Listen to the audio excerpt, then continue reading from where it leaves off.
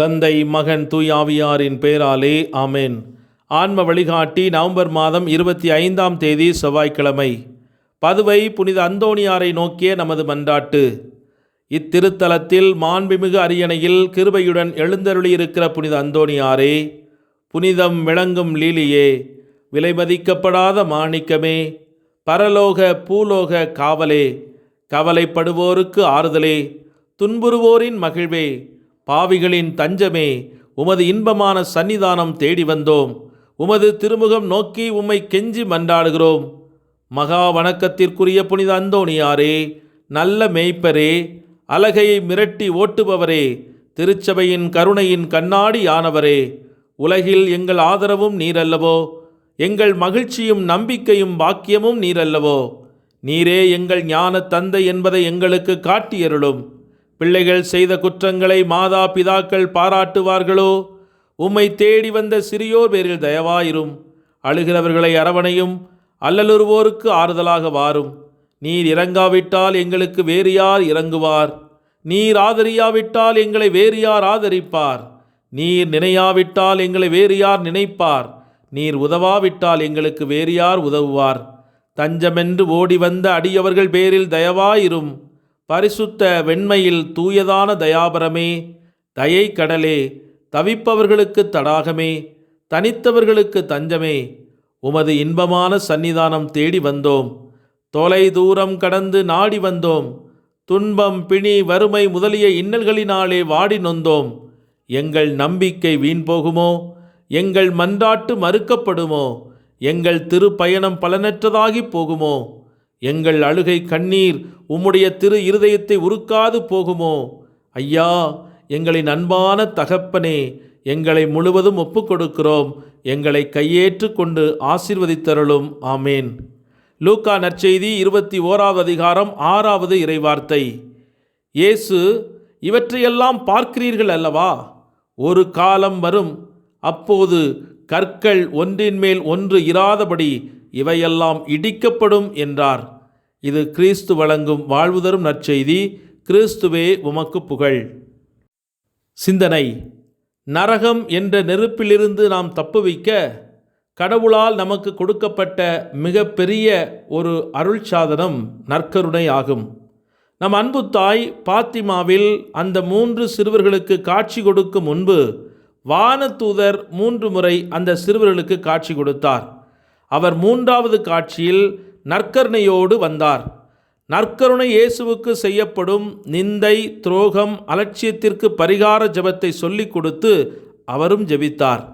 குழந்தைகளுக்கு நற்கருணை வழங்கும் போது நன்றியற்ற மனிதரால் சகிக்கக்கூடாத விதமாய் அவசங்கைப்படுத்தப்படுகின்ற இயேசு கிறிஸ்துவின் திருச்சரீரத்தையும் திரு இரத்தத்தையும் அருந்தி பானம் செய்யுங்கள். அவர்களுடைய அக்கிரமங்களுக்கு பரிகாரம் செய்து உங்கள் கடவுளை ஆறுதல் படுத்துங்கள் என்று கூறினார். பின்பு லூசியாவுக்கு திவ்ய அப்பத்தை உட்கொள்ள கொடுத்தார். பிரான்சிஸுக்கும் ஜெசிந்தாவிற்கும் திரு இரத்தத்தை பானம் செய்ய கொடுத்தார். 2 குணங்களிலும் இயேசு முழுவதும் உட்கொள்ளப்படுகிறார் என்பது இதனால் தெளிவாகிறது. ஆகவே அப்ப வடிவில் மட்டும் நற்கருணை வழங்கும் திருச்சபையின் பாரம்பரியம் சரியானதே. சம்மனசானவர் கூறிய வார்த்தையிலிருந்து நற்கருணையில் நமது ஆண்டவர் சகிக்கக்கூடாத விதமாய் நிந்தைப்படுகிறார் என அறிகிறோம். இது எங்கும் பரவலாக நடக்கிறது. இந்த செய்தி வானதூதரால் வழங்கப்பட்ட ஆண்டு 1916. ஒரு நூற்றாண்டுக்கு முன்பே அப்படி சொல்லியிருக்கிறார். அதே வானதூதர் இப்போது வந்தால் என்ன சொல்லுவார்? வானதூதர் முதல் காட்சியில் அந்த குழந்தைகளுக்கு சொல்லிக் கொடுத்து தெண்டனிட்டு வணங்கி வானதூதரும் அக்குழந்தைகளோடு 3 முறையும் ஜெபித்த ஜெபம் என்னவென்று தெரியுமா? என் தேவனே, உம்மை விசுவசிக்கிறேன், உம்மை ஆராதிக்கிறேன், உம்மை நம்புகிறேன், உம்மை நேசிக்கிறேன். உம்மை விசுவசியாதவர்களுக்காகவும் உம்மை ஆராதிக்காதவர்களுக்காகவும் உம்மை நம்பாதவர்களுக்காகவும் உம்மை நேசியாதவர்களுக்காகவும் மன்னிப்பு கேட்கிறேன் என்ற திவ்ய நற்கருணை ஆசீர்வாதத்தில் நற்கருணை ஆண்டவர் முன் நான் சேர்ந்து ஜெபிக்கப்படும் ஜெபம்தான். இந்த ஜெபம் இன்றும் அனைத்து ஆலயங்களிலும் சொல்லப்படுகிறதா என்பது கேள்விக்குறி. ஆனால் ஒவ்வொரு முறையும் தேவ நற்கருணையை நாம் உட்கொள்ளும் போதும் நற்கருணை சந்திப்பின் போதும் இந்த ஜெபத்தை சொல்வது மிகவும் சாலச் சிறந்தது. என் தேவனே, உம்மை விசுவசிக்கிறேன், உம்மை ஆராதிக்கிறேன், உம்மை நம்புகிறேன், உம்மை நேசிக்கிறேன்.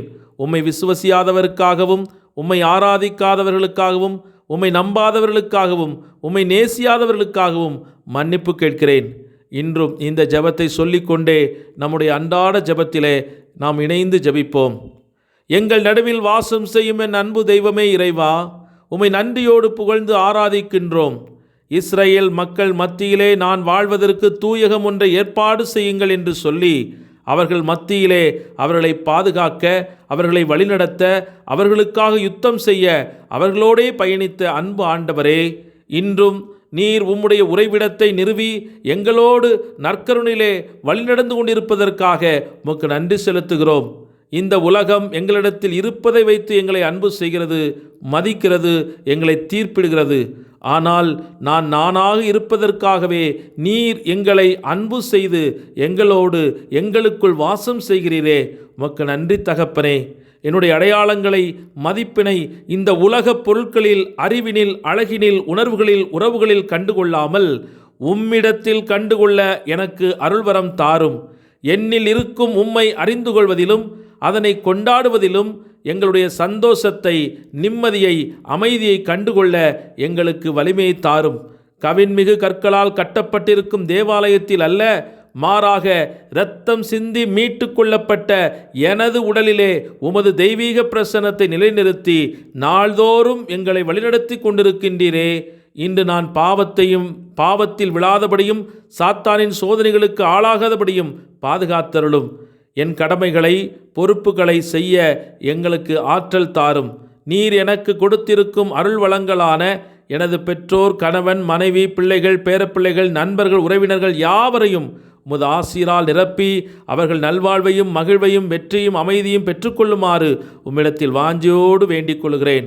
நற்கருணையில் வீற்றிருக்கும் ஆண்டவரே, உம்மை நாங்கள் விசுவசிக்கிறோம், உம்மையே நாங்கள் ஆராதிக்கிறோம், உம்மையே நாங்கள் நம்புகிறோம், உம்மையே நாங்கள் நேசிக்கிறோம்.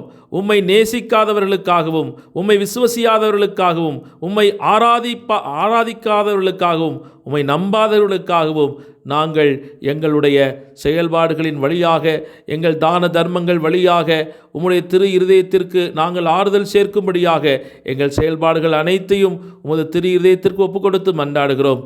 ஆண்டவரே, எங்களை மன்னித்து கையேற்று கொண்டு எங்களை ஆசீர்வதித்தர வேண்டும் என்று எங்கள் ஆண்டவராகிய இயேசு கிறிஸ்து வழியாக தந்தையாம் கடவுளே உம்மிடத்தில் மன்றாடுகிறோம். ஆமேன். எல்லாமல்ல இறைவன், தந்தை, மகன், தூய ஆவியானவர் உங்கள் அனைவரையும் நிறைவாக ஆசீர்வதித்து வழிநடத்துவாராக. ஆமேன். இயேசுவுக்கே புகழ், இயேசுவுக்கே நன்றி. மரியே வாழ்க. இயேசுவின் இரத்தம் ஜெயம்.